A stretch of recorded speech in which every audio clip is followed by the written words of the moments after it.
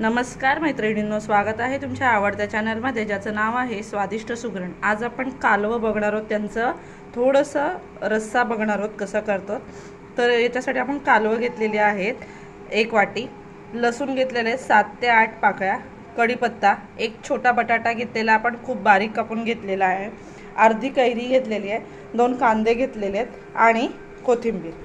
तेवढ्या साहित्यामध्ये आपण कालवांचं थोडं जास्त रस्सा नाही काढणार आहोत, अगदी भातावर लावून लावून खाता येईल एवढं असं रस्सा बघणार आहोत। तर ही कालवं खूप अशी टेस्टी लागतात, तर ही साफ करून घेतलेली आहेत आपण। आता बघूया आपण पुढची कृती। आपण आता तेल तापत ठेवलेलं आहे एका पातेल्यामध्ये, त्यात आपण लसूण ठेचून घेतलेलं आहे, असं लसूण ठेचून घेतलेलं आहे, तर ते आपण तेलावर सोडतोय आणि त्यावर आपण कढीपत्ता टाकतोय।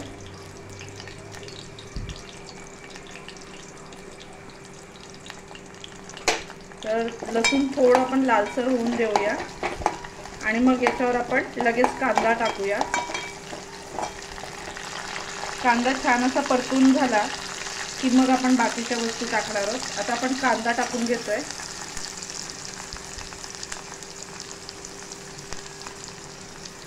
कांदा लालसर करून घ्यायचा आपल्याला आणि मगच आपण कालवं टाकणार आहोत, कारण की पूर्ण यात आपण वाटण नाही टाकतो, कांदा लसूण यावरच आपण शिजवणार आहोत कालवं। तर आपण सर्वप्रथम कांदा शिजवून घेऊया।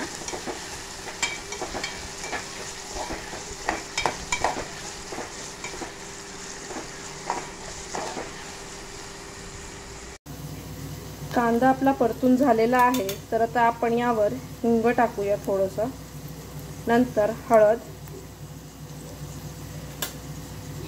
मसाला चवीनुसार,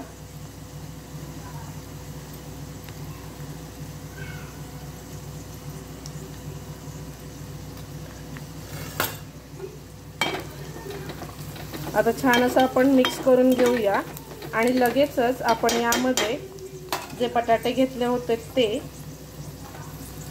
आणि कालवं हे टाकून घेऊया। बटाटे आणि जे आपण कालवं घेतलेलं, आपण पाणी अजिबात नाही टाकणार आहोत।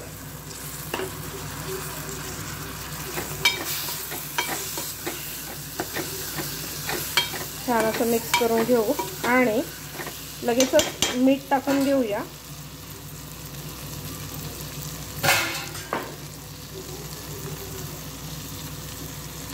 आता आपण यामध्ये आपण जो आंबा कापून घेतलेला आहे तो टाकून घेतोय आणि आपण मीठ टाकतोय। हे सर्व मिक्स केलं की आपण एक झाकण देऊया।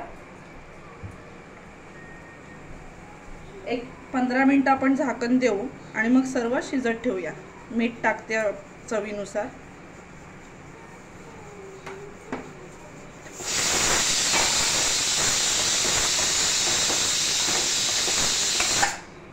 आता हे आपण सर्व छान असं मिक्स केलेलं आहे। आता पाणी आपण सध्या टाकत नाही आहोत, आता आपण पाणी ठेवणार आहोत वर आणि मग ते पाणी टाकणार आहोत। एक 10 ते 15 मिनिटं शिजवून घेऊया।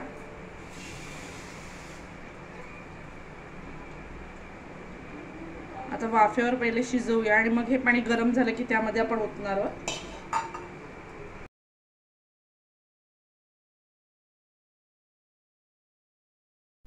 आता 5 मिनिटं झालेली आहेत, तर आपण पाणी सुटलंय का बघूया। तुम्ही बघू शकता पाणी सुटलेलं आहे, तर थोडंसं अगदी पाणी घालणार आहोत आपण, एकदम जास्त नाही, कारण की जास्त पाणी घातलं तर चव निघून जाते, याची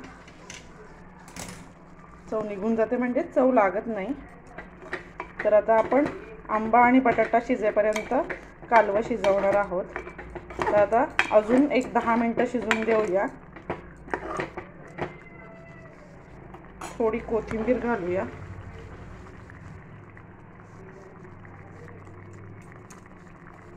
आणि शिजवून घेऊया।